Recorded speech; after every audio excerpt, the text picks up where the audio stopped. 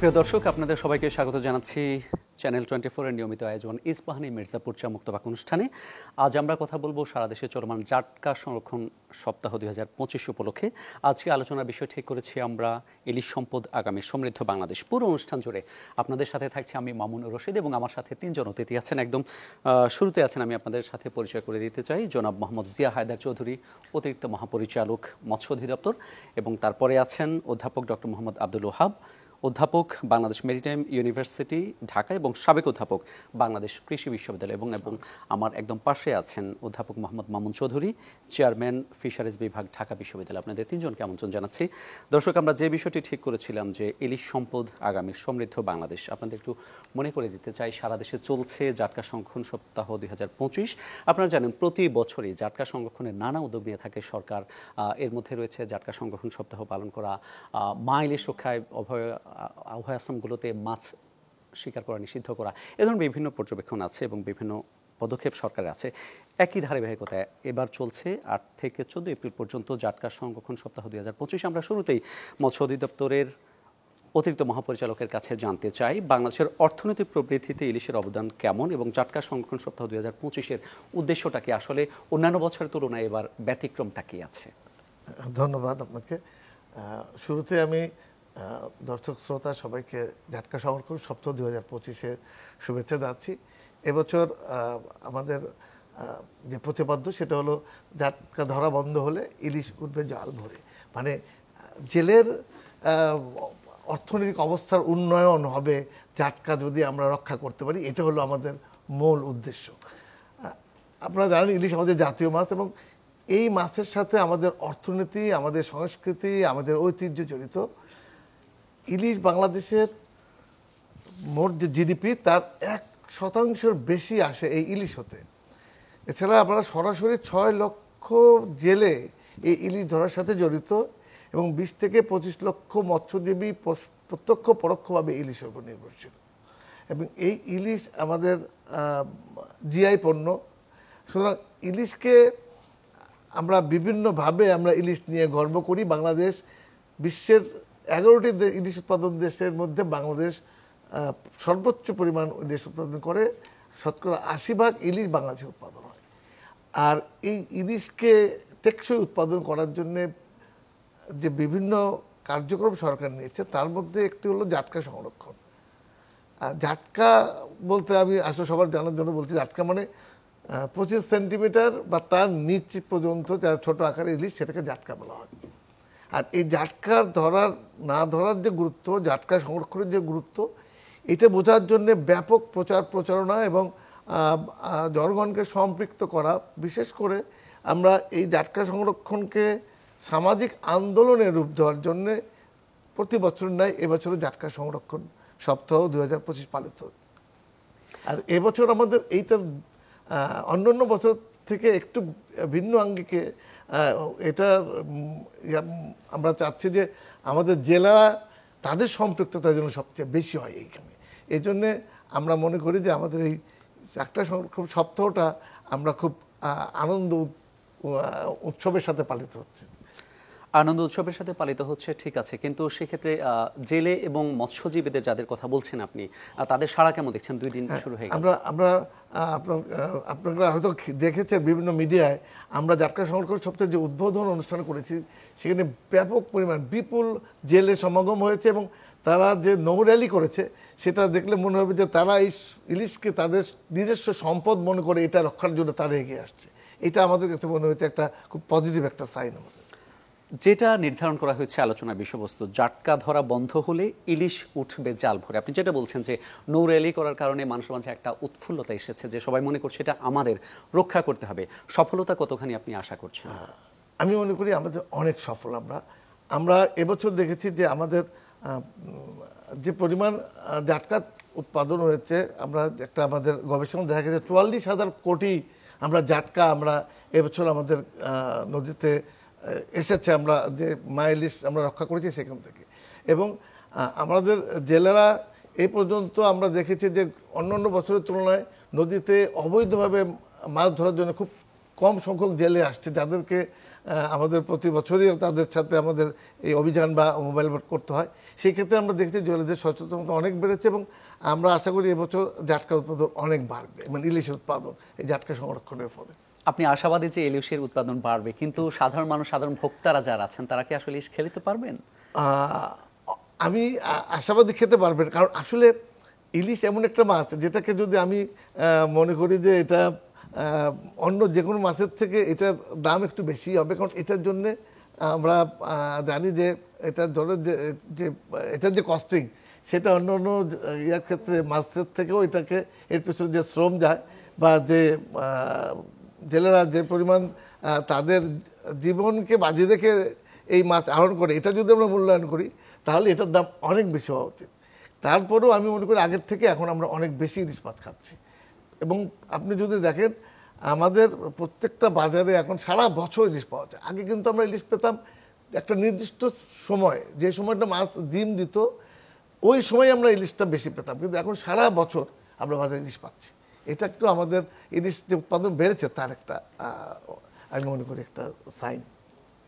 সেটা ঠিক আছে, কিন্তু বাজারে একটা খুবই জনপ্রিয় প্রশ্ন আছে যে ইলিশ আমাদের নিজেদের মাছ, ইলিশে কোনো খোল লাগে না, ভুসি লাগে না, সার লাগে না, উৎপাদন খরচ নেই, তাহলে ইলিশের এত দাম কেন? এবং আমার আরেকটা প্রশ্ন যদি আপনাকে বলি, মাননীয় উপদেষ্টা উনি বর্তমান যিনি আছেন উনি ক্ষমতা গ্রহণের পরপরই বলেছেন সরবরাহ বৃদ্ধি, পাচার রোধ এবং বাজার মূল্য নিয়ন্ত্রণে সরকার গুরুত্ব আরোপ করেছে এবং তিনি সরকারের অবস্থানটা তুলে ধরেছেন। মৎস্য অধিদপ্তর আসলে এই ক্ষেত্রে কি কি কার্যক্রম গ্রহণ করেছে? আপনি যথার্থই বলেছেন।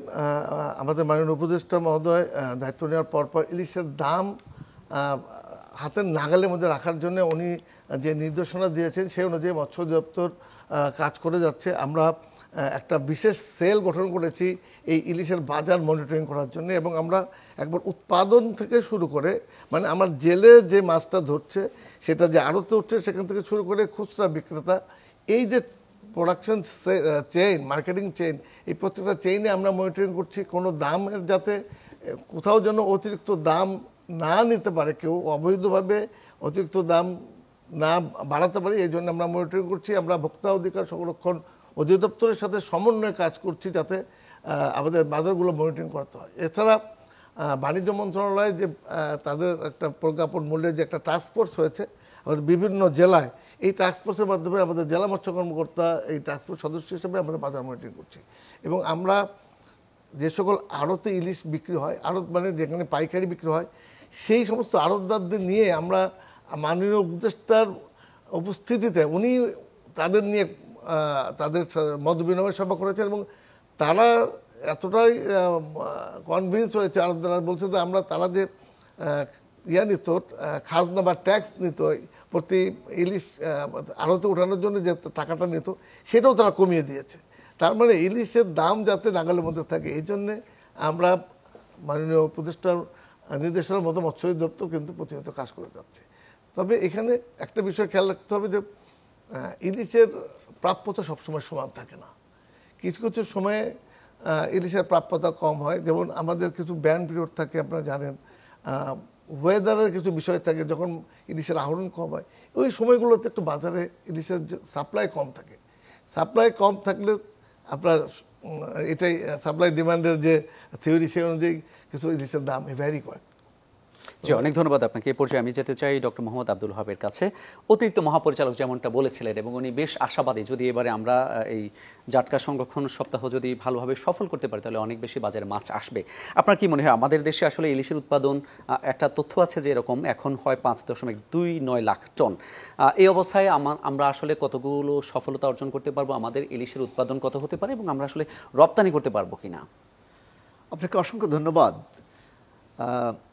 প্রতিটি দেশেরই কিছু সম্পদ, কিছু জিনিস থাকে জানি জাতি হিসাবে তারা গর্ব করতে পারে। যেমন ইউরোপিয়ান জাতি নরওয়েজিয়ানরা তার স্যামন নিয়ে গর্ব করে। পৃথিবীতে মাছ নিয়ে গর্ব করার জাতি মনে হয় বাংলাদেশিরা, যারা ইলিশকে তাদের জাতীয় মাছ মনে করে এবং মনে করে বিশ্বের অন্যতম একটি সুস্বাদু মাছ, স্বাদে গন্ধে এটি অতুলনীয়। আর আপনি অবগত আছেন যে শুধু বাংলাদেশের 160 মিলিয়ন 70 মিলিয়ন মানুষই নয়, এখানে বেঙ্গলি ভাষাভাষী, বাংলা ভাষাভাষী 260 মিলিয়ন মানুষ পৃথিবীতে ইলিশ খেতে চায়, পেতে চায়। তো আমাদের মহাপরিচালক সাহেব যেটি বলছেন তার সাথে আমি একমত, যে যেভাবে আমাদের সরকার, বিশেষ করে মৎস্য অধিদপ্তর, প্রশাসন, আইন শৃঙ্খলা রক্ষায় নিয়োজিত সকল মহল, পুলিশ, নৌপুলিশ, নৌবাহিনী সহ সবাই যেভাবে ইলিশ রক্ষার জন্য নিবেদিত প্রাণ কাজ করে যাচ্ছে, জাটকা রক্ষার জন্য যারা দেখিয়েছে 22 দিন মাছ রক্ষার জন্য, তাতে এবছরে ইলিশের বাড়ার সম্ভাবনা বেশি বলে আমার মনে হয়। স্যার, আপনি যে কথাটা বলছিলেন, এই যে পদক্ষেপগুলো, ইলিশ রক্ষা বলেন কিংবা অভয়াশ্রম তৈরি বলেন, কিন্তু এক্ষেত্রে দেখা যাচ্ছে কি সফলতার বিষয়ে কিছু প্রশ্ন থেকে যায়। আমি যদি বলি যে ওই যে স্যার যেটা বললেন যে কি আবহাওয়ার তারতম্য থাকে, আবহাওয়ার তারতম্য এবং আমরা আসলে সঠিক সময়ে সে নিষেধাজ্ঞাগুলো দিতে পারছি কিনা, এটা নিয়ে কিন্তু প্রশ্ন আছে। প্রশ্ন থাকবে। আপনার জ্ঞান বিজ্ঞান দ্বারা আহরিত তথ্যগুলোর উপরে বিতর্ক থাকবে, সেই তথ্যগুলিকে যাতে আরও সঠিকভাবে নিরূপণ করা যায়, তাই গবেষণা চলমান থাকবে। আপনি জেনে খুশি হবেন যে প্রায় 20-30 বছর যাবৎ বাংলাদেশের বিজ্ঞানীরা, যেটি বিশ্ববিদ্যালয় পর্যায়ে মৎস্য গবেষণা ইনস্টিটিউট এবং মৎস্য অধিদপ্তর, তাদের সম্মিলিত প্রচেষ্টার যে গবেষণা, তার ফলে একটি জায়গায় আমরা উপনীত হয়েছি যা বিশ্বের অন্য কোনো দেশ পারেনি। 11টা দেশে ইলিশ থাকা সত্ত্বেও বাংলাদেশ পেরেছে, এমনকি উপমহাদেশের অনেক বড় দেশের বড় বিজ্ঞানীরাও রয়েছেন, তারাও যেটি পারেনি বাংলাদেশ সেটি পেরেছে, যে 22 দিন সময়কে অনেকটাই পারফেক্ট করতে পেরেছে। এখন 22 দিন কি 5 দিন এগিয়ে আসবে নাকি 2 দিন ওপাশে যাবে তা নিয়ে বিতর্ক থাকবে, কিন্তু আমরা অপটিমাইজেশন করতে পেরেছি। আমরা পেরেছি 6.5 সেন্টিমিটার দীর্ঘ মেশ সাইজ, যেটি পৃথিবীটা একটা বিরল প্রাপ্তি, যে এই মেশ সাইজটার মধ্যে দিয়ে 25 সেন্টিমিটারের নিচে যারা বা 25 সেন্টিমিটার তারা বেরিয়ে যেতে পারবে। এই যে একটা ফাঁট জালের প্রাপ্তি, এটা বিশাল ব্যাপার। তারপরে আমরা একেবারে পরিষ্কার জানতে পেরেছি যে আপনার জাটকাগুলো ছোট, যে আপনি জানেন যে সাগর থেকে ইলিশ বাংলার নদ নদী খালবিলকে বেছে নিয়েছে তার প্রজননের জন্য। এখানে তারা আসে পোনা ছাড়ার জন্য, পোনা ছেড়ে আবার তারা চলে যায়। এই পোনাগুলো 8 মাস এই জলাভূমিতে থাকে, এই বাংলাদেশের জলাভূমিতে তারা বড় হয়। এই বড় হওয়ার সময় তাদের খাবার দাবার সব কিছু এরা প্রকৃতি থেকে আসে। এই জাটকাগুলোকে যে যেতে দেওয়ার সুযোগ করে দিতে হবে, তার জন্য আপনার বিশেষ করে মার্চ এবং এপ্রিল 2 মাসকে খুব কড়াকড়িভাবে নজরদারির মধ্যে রাখা হয়, যে যেন আপনার 6টি যে অভয়াশ্রম রয়েছে 6টি জেলায় এবং 23টি উপজেলাতে প্রায় 432 কিলোমিটার ব্যাপী অভয়াশ্রম আছে। আপনি জেনে খুশি হবেন যে আমাদের পদ্মা, মেঘনায় 2টো, পদ্মায় 1টি, আপনার তেঁতুলিয়া, কালাবদর সহ 1টি, তারপরে আপনার কীর্তনখোলা, মেহেন্দিগঞ্জ, হিজলা এই অঞ্চলে 1টি এবং আধারমানিক, পটুয়াখালী, এই যে 6টি, এটি বৈজ্ঞানিক গবেষণার ফল। এবং এই যে 2 মাস চরমভাবে রক্ষা করবে জেলেদের সহজে কমিউনিটি ইনভলভ করে, তারপরে যখন মেয়ের দিকে উপর থেকে পানি নেমে আসবে, এগুলো সবাই সাগরে চলে যাবে। যখন আমরা সাগরে দিতে পারলাম, আমরা আশ্বস্ত যে হ্যাঁ, এবার ইলিশ ফিরে আসবে। আর আমি এখানে উল্লেখ করতে চাই যে গবেষণা এই পর্যায় পর্যন্ত পৌঁছেছে যে বাংলাদেশের সব ইলিশ কাছাকাছি, স্বাদেও কাছাকাছি, তারপরেও পদ্মা, মেঘনা এবং সাগরের ইলিশের মধ্যে জিনগত পার্থক্য রয়েছে, যেটি এভলিউশনারি প্রসেসে হয়েছে। আমার ধারণা যে পায়রা রিভার সিস্টেম, যেটা পায়রা, বলেশ্বরী, বিষখালী এই অঞ্চলেও একটি মনে হয় ভিন্ন স্বাদের ইলিশ, ভিন্ন ধরনের আছে। তাই গবেষণা যথেষ্ট দিয়েছে, তবে গবেষণা এখানেই শেষ নয়, গবেষণা অব্যাহত রাখা দরকার। সেটি বিশ্ববিদ্যালয়গুলো রেখেছে। বাংলাদেশ সরকারের একটি গুরুত্বপূর্ণ প্রতিষ্ঠান বাংলাদেশ মৎস্য গবেষণা ইনস্টিটিউট করছে, কিন্তু তাদেরকে কিন্তু প্রত্যক্ষভাবে মৎস্য অধিদপ্তরের যোগ্য সহকর্মীরা সহযোগিতা করছে। গবেষণা তাদের উদ্দেশ্য নয়, লক্ষ্য নয়, কিন্তু তথাপিও তারাও এখানে সহযোগিতা করছে। তাই বাংলাদেশে ইলিশের ভবিষ্যৎ উজ্জ্বল এবং গবেষণার যে প্রকৃতি এবং গবেষণার যে আমি যে ট্রেন্ড দেখতে পাচ্ছি সেটিও খুব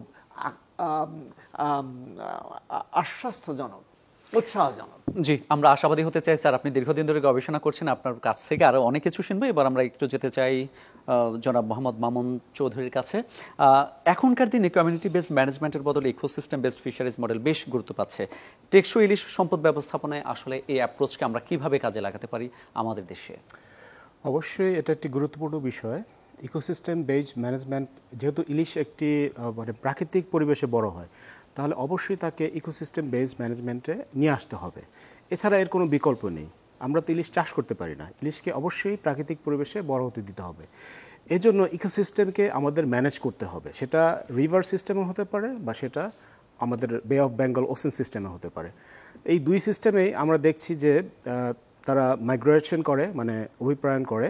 সুতরাং এখানে আমাদের দুটো সিস্টেমে আমাদের ইকোসিস্টেম বেসড পলিসি তৈরি করতে হবে।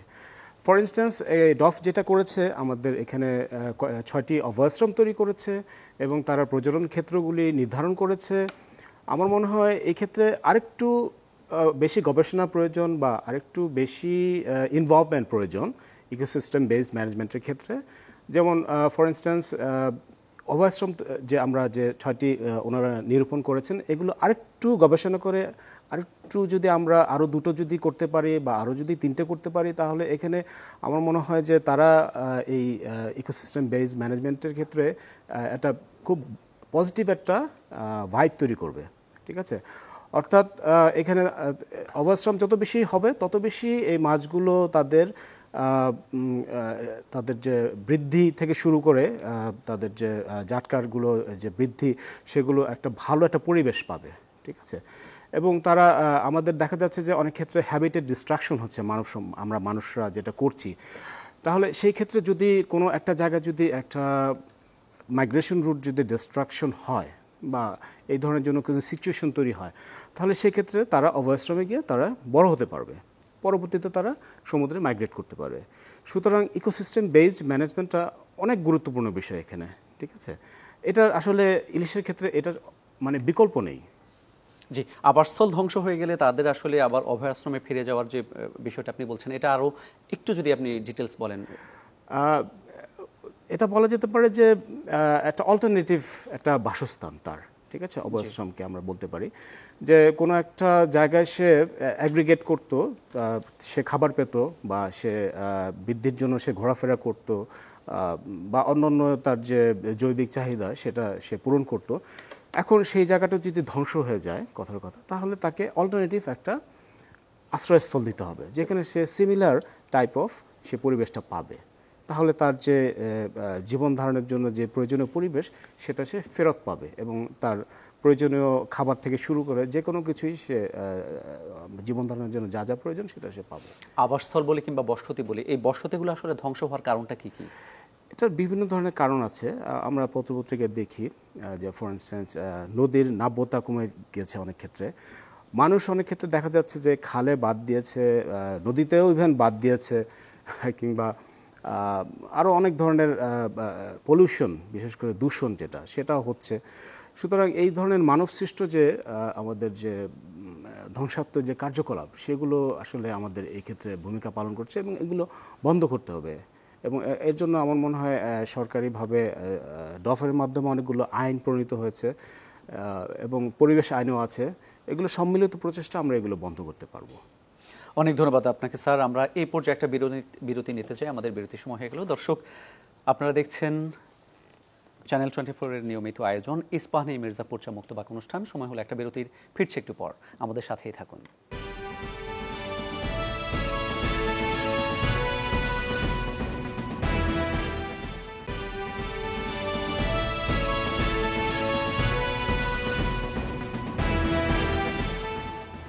দর্শক, বিরতির পর আবার আমন্ত্রণ। আপনারা দেখছেন ইস্পাহানি মির্জাপুর চা মুক্তবাক অনুষ্ঠানে। আজ আমরা কথা বলছি জাটকা সংরক্ষণ সপ্তাহ 2025 উপলক্ষে, এবং এই উপলক্ষে আমরা যে আলোচনা বিষয়টি সাজিয়েছি সেটি হচ্ছে ইলিশ সম্পদ, আগামীর সমৃদ্ধ বাংলাদেশ।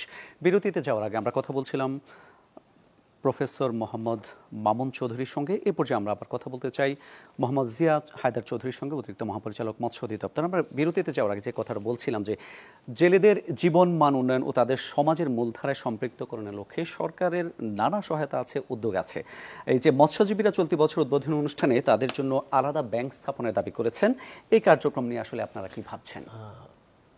আসলে ইলিশ সব মাছ কিন্তু ইলিশ কিন্তু সম্পদ, আর এই সম্পদকে ইলিশ মাছকে যে সম্পদে পরিণত করছে তারা হচ্ছে জেলেরা, এবং তাদের হাত ধরে ইলিশ কিন্তু সম্পদে পরিণত হচ্ছে। এবং যারা এই মাছকে সম্পদে পরিণত করছে তারা কিন্তু খুবই দিনহীনভাবে তাদের জীবন পার করছে। তারা একেবারে দারিদ্রতার চরম সীমায় যে তারা তাদের জীবনযাত্রা অতিক্রম করছে। সেই জায়গায় সরকার তাদেরকে তাদের জীবনমান উন্নয়নের জন্য ইলিশ সম্পদের উন্নয়নের সাথে সাথে তাদের জীবনমান যাতে উন্নয়ন হয় সেই জন্য সরকার অনেকগুলো কর্মসূচি চালু করেছে। তার মধ্যে আমাদের যে বিভিন্ন সময়ে আমাদের যে ব্যান পিরিয়ড থাকে, যে আমাদের মা ইলিশ রক্ষার জন্য 22 দিন আমাদের মাছ ধরা বন্ধ থাকে, তখন আমরা জেলেদেরকে 25 কেজি করে ভিজিএফ চাল দেওয়া হয়।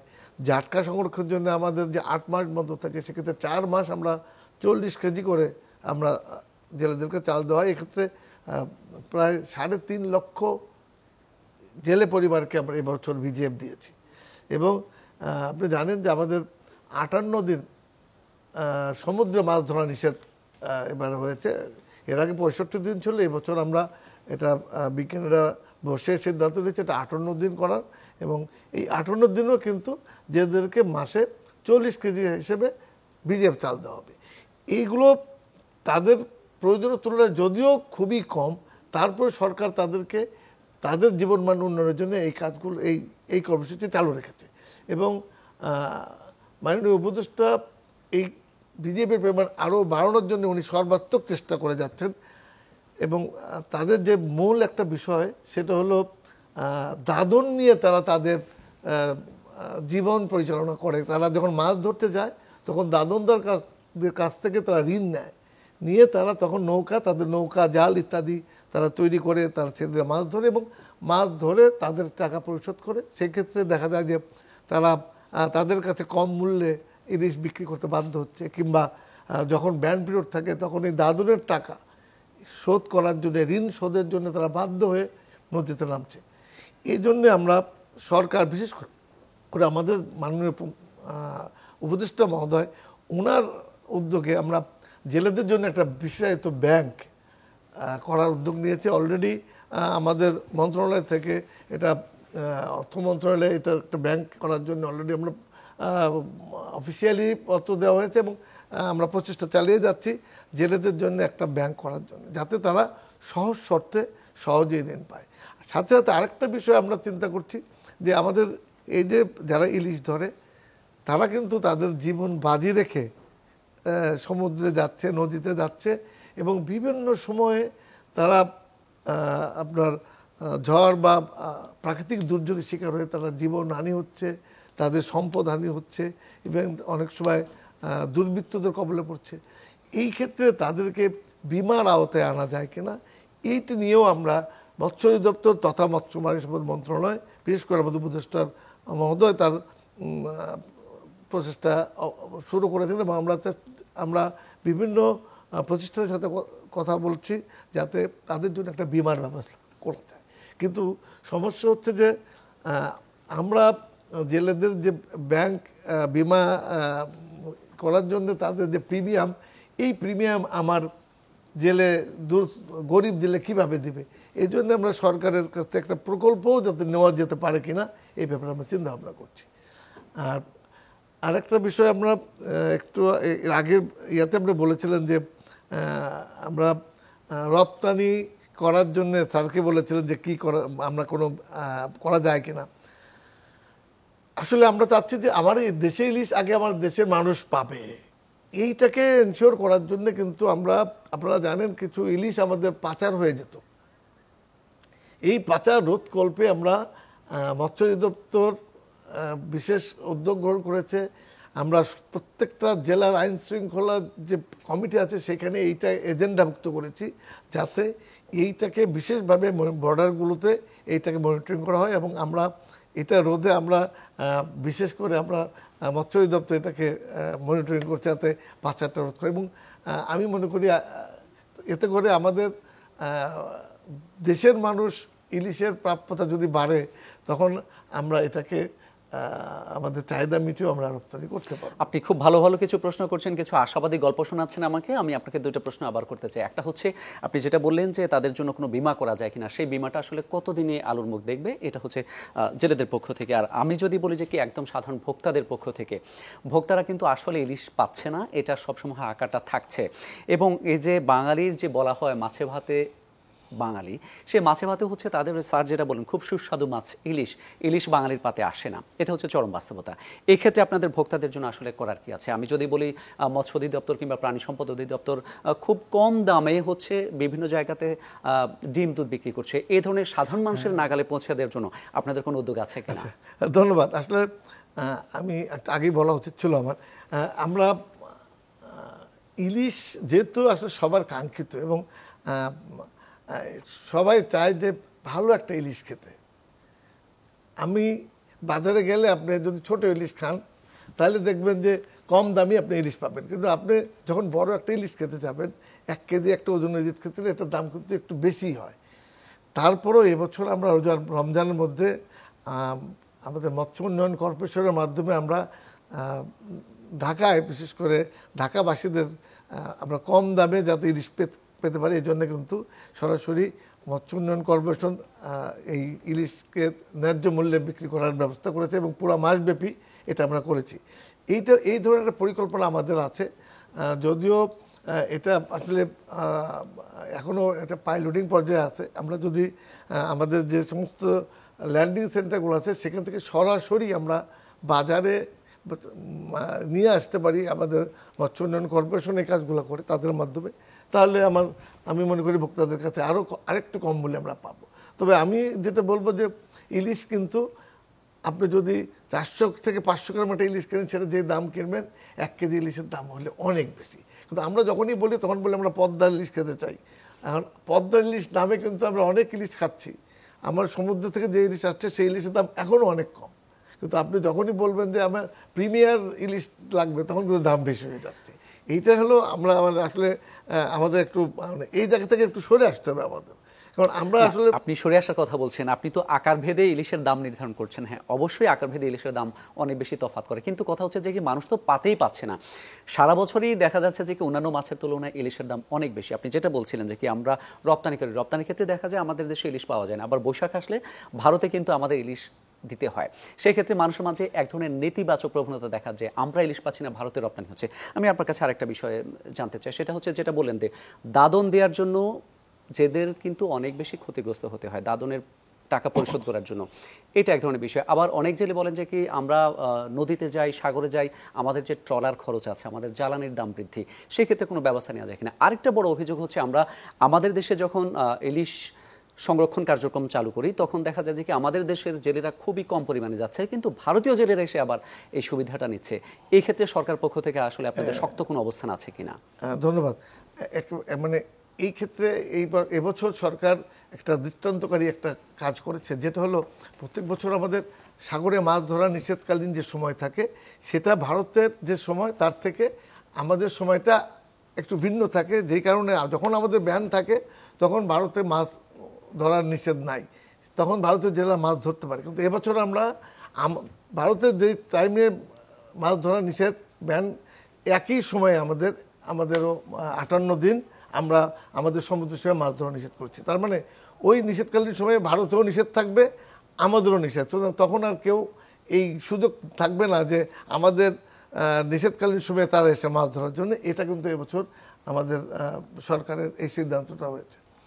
আর যেটা বলছিলেন যে আরেকটা বিষয়, আমি দুটো বিষয় বলেছি, একটা হচ্ছে ওই জেলেদের হচ্ছে আসলে দাদনের টাকার পরিমাণটা কমানোর জন্য কিংবা ডিজেলের দাম কমানো যায় কিনা, এই বিষয়টা আমরা সরকারের কাছে আমরা তুলে ধরেছি যে কৃষিক্ষেত্রে অনেক ভর্তুকি দেওয়া হয়, সেই ক্ষেত্রে আমাদের জেলেদের এই যে যারা মাছ ধরতে যায় তাদের জ্বালানি বাবদ যে জ্বালানি খরচ এখানে যদি সরকার দিতে পারবে কিনা আমরা তাদেরকে সরকারের কাছে তুলে ধরেছি, কিছু ভর্তুকি যদি দিতে পারে তাহলে কিন্তু আমাদের উৎপাদন খরচটা কমে যাবে। কারণ আপনারা জানেন জ্বালানির খরচ দাম বেড়ে যাওয়াতে অনেক খরচ হয় জ্বালানি।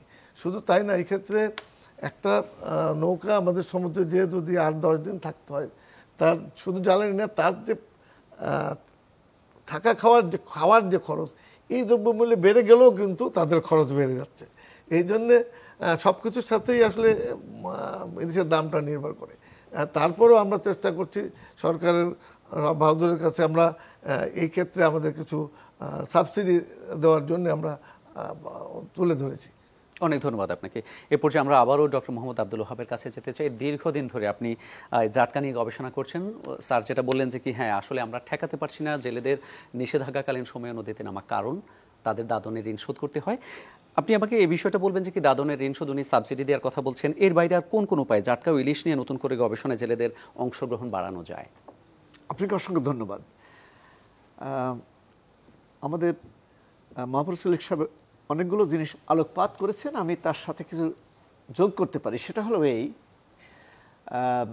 মৎস্য অধিদপ্তরের কর্মকর্তাদের সাথে ব্যক্তিগতভাবে নদ নদীগুলোতে গিয়ে এবং জেলেদের আর্থসামাজিক অবস্থা জেনে জেলেদের জন্য কি করা যায়, সেই সময় সরকারকে যে সমস্ত পরামর্শগুলি দেওয়া হয়েছিল সেগুলো পর্যায়ক্রমে অনুমোদিত হয়ে মৎস্য অধিদপ্তরের মাধ্যমে পালন করা হচ্ছে। তাই কিছু সংখ্যক জেলে কতকগুলো বিশেষ বিশেষ স্থানগুলোতে দেখা যাচ্ছে যে এখনও তারা নানা অজুহাতে পোনা বা জাটকা ধরতে নামছে নদীতে। বর্তমানে জেলেদেরকে যে ধরনের সাপোর্ট দেওয়া হচ্ছে, বর্তমানে তাদের আর্থসামাজিক উন্নয়নের জন্য সরকারের যে গৃহীত পদক্ষেপগুলো, তাদের শুধু চাইলেই দেওয়া হচ্ছে না, তাদেরকে স্বয়ংসম্পন্ন স্বাবলম্বী করে তোলার জন্য আপনার পশু সম্পদ বিতরণ করা হয়েছে। তাদের আর্থিকভাবে দাঁড়ানোর জন্য নানাবিধ প্রোগ্রাম, কখনো বা প্রকল্পের আওতায়, কখনো অন্যভাবে সরকার এবং অন্যান্য বিভিন্ন প্রতিষ্ঠান করে গিয়েছে। তাই জাটকা রক্ষাকালীন সময়ে এবং মা রক্ষাকালীন সময়ে জাটকা সংরক্ষণ এবং মা ইলিশ রক্ষার সময়ে যারা নামছে তারা স্বভাবত তাদের স্বভাবগত কারণেই নামছে, এবং এগুলোর পিছনে উৎসাহদাতা রয়েছে, যারা নৌকা মালিক বা যারা পয়সা করে ইনভেস্টমেন্ট করে এই দরিদ্র জেলেদেরকে প্রলুব্ধ করছে এই সমস্ত কাজের জন্য। তাদের আসলে এসব কাজে যাওয়ার দরকার নাই। এবং বাংলাদেশের যে আর্থসামাজিক অবস্থা, তাতে ইয়েস আমাদের দারিদ্রতা রয়েছে, দরিদ্র জনসংখ্যা জেলেদের মধ্যে বেশি, এটাও সত্য। কিন্তু গৃহীত পদক্ষেপগুলোর পরেও তারা যে নামছে, ধৈর্য ধারণ করছে না, এটি সামাজিকভাবে সচেতনতা বৃদ্ধির দ্বারাই হয়তো আমাদের কী করতে হবে। আমার তেমন করার এই মুহূর্তে কিছু নাই, তবে মৎস্য অধিদপ্তর আইন শৃঙ্খলা রক্ষাকারী মানুষজনকে নিয়ে এবং জেলে সম্প্রদায়কে সম্পৃক্ত করে, বিভিন্ন জায়গায় জেলে প্রতিনিধিবৃন্দ রয়েছে, যারা জেলে লিডার আছে, বিভিন্ন গ্রামে জেলে নেতৃবৃন্দ রয়েছে, তাদেরকে সম্পৃক্ত করে, তারপর শিক্ষিত যুবক উদ্যমী যারা নিজেরাই স্বেচ্ছায় এই সময় ভলেন্টারি পাহারাদার হিসাবে কাজ করতে চায়, তারা করছেও। তাই এই যে অবৈধভাবে জাটকা ধরার প্রবণতা ক্রমাগত কমে আসতেছে, তো আমরা যদি রাজনৈতিক নেতৃবৃন্দকেও একটু সম্পৃক্ত করতে পারি যে তারাও যেন তাদের স্ব এরিয়াতে, স্ব এলাকায় জেলে সম্প্রদায়কে একটু সচেতনতা বৃদ্ধিতে সাহায্য করে। তাই প্রশাসনের পাশাপাশি জেলে নেতৃবৃন্দ, জেলের মধ্যে উদ্যোগী যে সমস্ত যুব সমাজ রয়েছে, রাজনৈতিক নেতৃবৃন্দ রয়েছে, সবাই যদি একসঙ্গে আমরা কাজ করি, আমার দৃঢ় বিশ্বাস বর্তমান অবস্থাতেই, বর্তমান আর্থসামাজিক অবস্থাতেই আইন ভঙ্গ করে জেলেদের নদীতে নামার কোনো প্রয়োজন নাই। আমি একেবারে এটি দাবি নিয়েই বলছি এই কারণের জন্য যে আমার সুযোগ হয়েছিল 136টা গ্রামের জেলে সম্প্রদায়ের ভাগ্য উন্নয়নের জন্য কাজ করার জন্য, এবং সেখানে তৎকালীন মহাপরিচালকের পরামর্শে কতগুলি মডেল ভিলেজ তৈরি করা হয়েছিল। শরীয়তপুরে, আপনার উত্তর বগুড়া চাঁদপুরে, তারপরে লক্ষ্মীপুরে, সেই সমস্ত যেই মডেল আদর্শ ভিলেজগুলোতে গরু দেওয়া হয়েছিল, ছাগল দেওয়া হয়েছিল এবং তাদেরকে উন্নয়নের যে ট্রেনিং সব দেওয়া হয়েছিল এবং তাদেরকে এই পর্যায়ে নিয়ে আসা হয়েছিল, তারাই বলেছিল যে তারা এখন স্বাবলম্বী এবং সেইটাকে মাল্টিপ্লাই করার জন্য, সংখ্যা বাড়ানোর জন্য একটি বিশ্বব্যাংকের সহায়তায় আমাদের পরিচালক মহোদয় নিজেই এটার পিডি ছিলেন, প্রকল্প পরিচালক ছিলেন। তিনি এই 3টি গ্রামকে 100 গ্রামে রূপান্তরিত করেছেন, এই 136টা গ্রামকে 450 গ্রামে রূপান্তরিত করেছেন। তাই সরকার কর্তৃক যে দেহ সহযোগিতাগুলো সেগুলো পাওয়ার পরেও আমি আশা রাখব যে জেলের সম্প্রদায় এই কাজটিতে নামবে না, কারণ মৎস্য রক্ষা করা হচ্ছে শুধু যারা খাবে তাদের জন্য নয়।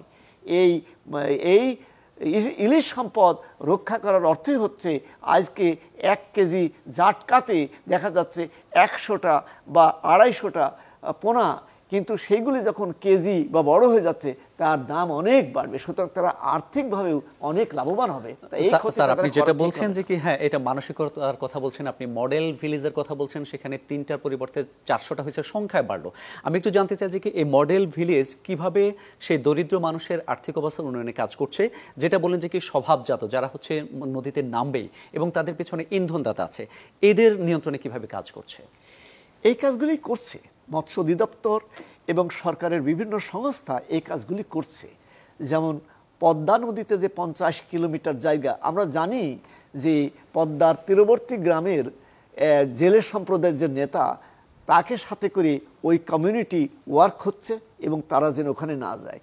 তেমনইভাবে আপনার হাইমচর অঞ্চলের দিকেও বিরাট কার্যক্রম চলছে।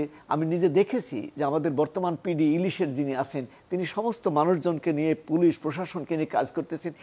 এইভাবে চলমান প্রক্রিয়ার মধ্যেও দেখা যাচ্ছে কোনো কোনো অঞ্চলে আপনার নেমে পড়ছে এবং খুঁজে দেখা যাচ্ছে যে ওই লোকগুলিকে যখন ধরা পড়ছে তখন দেখা যাচ্ছে তার বোট মালিক জড়িত রয়েছে, এলাকার ব্যবসায়ী জড়িত রয়েছে, কোনো রাজনৈতিক নেতা জড়িত রয়েছে, এগুলি কিন্তু আছে।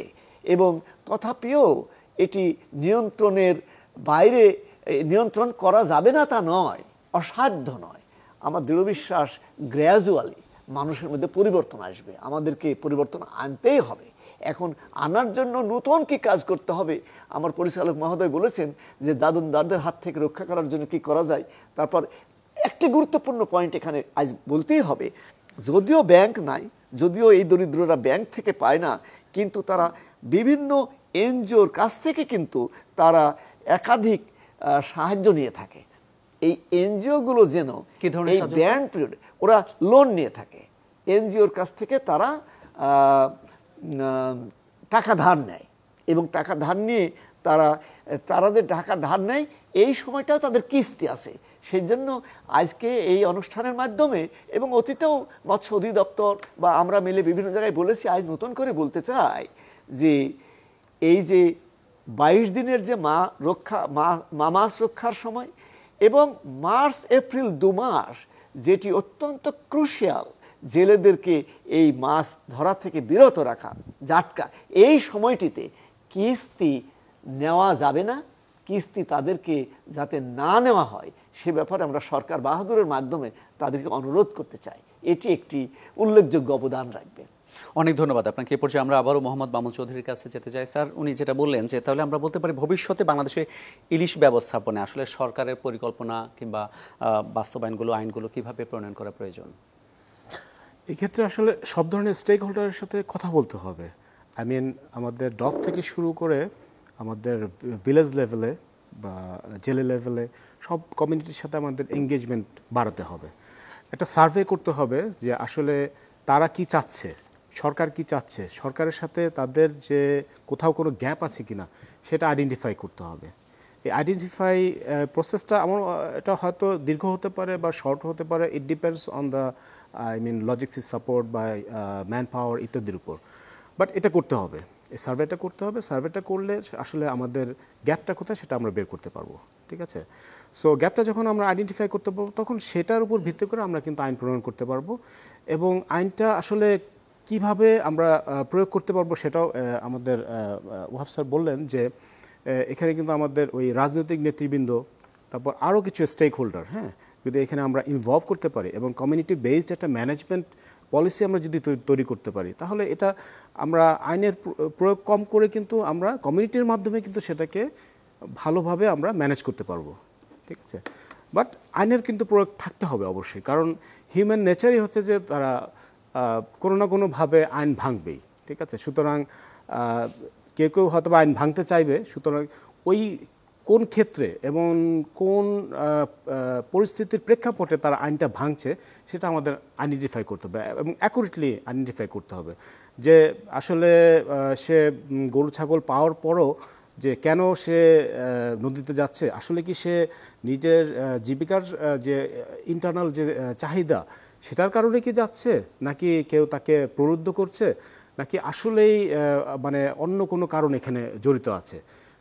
এই বিষয়টা আমরা যখন আইডেন্টিফাই করতে পারবো এক্স্যাক্টলি, তখন আমরা এই আইনগুলো নতুন করে আমরা সাজাতে পারবো এবং সেটা আমরা বিভিন্ন মিনিস্ট্রির সাথে আমরা যখন বসবো, ল্যান্ড মিনিস্ট্রি থেকে শুরু করে আমাদের যে ডিফারেন্ট যে মিনিস্ট্রিজ আছে সেগুলোর সাথে আমরা এগুলো আমরা কোলাবোরেশন করে আইনটা করতে পারি।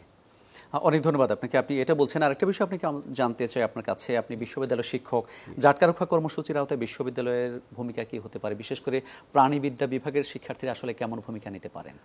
হ্যাঁ, এখানে প্রাণীবিদ্যা এবং মৎস্যবিজ্ঞান বিভাগ এরা ভূমিকা রাখতে পারে, অবশ্যই ভূমিকা রাখতে পারে। এরা কমিউনিটি অ্যাওয়ারনেসে সবচেয়ে বেশি ভালো ভূমিকা রাখতে পারে শিক্ষার্থীরা, ঠিক আছে।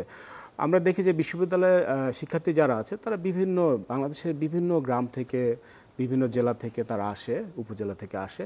সুতরাং তাদেরকে ফর ইনস্ট্যান্স আমরা যদি একটা ইন্টার্নশিপ একটা যদি প্রোগ্রাম দিই যে তারা 7 দিন যাবে, একটা ইন্টার্নশিপ করে আসবে, ফিল্ড ইন্টার্নশিপ, ঠিক আছে, যে তারা দেখে আসবে ওখানে আসলে কি হচ্ছে, জাটকা সংরক্ষণের ক্ষেত্রে ডফের কি ভূমিকা বা এনজিওসগুলোর কি ভূমিকা, সেগুলো তারা দেখে আসতে পারে।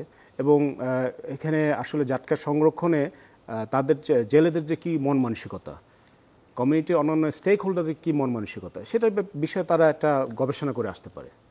হ্যাঁ, এবং ল্যান্ডিং সেন্টারগুলোতেও তারা পরিদর্শনে যেতে পারে এবং সেখানে কী ধরনের জাটকা সংরক্ষণ সপ্তাহ ছাড়া যদি সেখানে ফর ইনস্ট্যান্স কোনো বাজারে তারা যখন দেখে যে জাটকা আসছে কিনা, ঠিক আছে, সেটাও তারা রিপোর্টিং করতে পারে।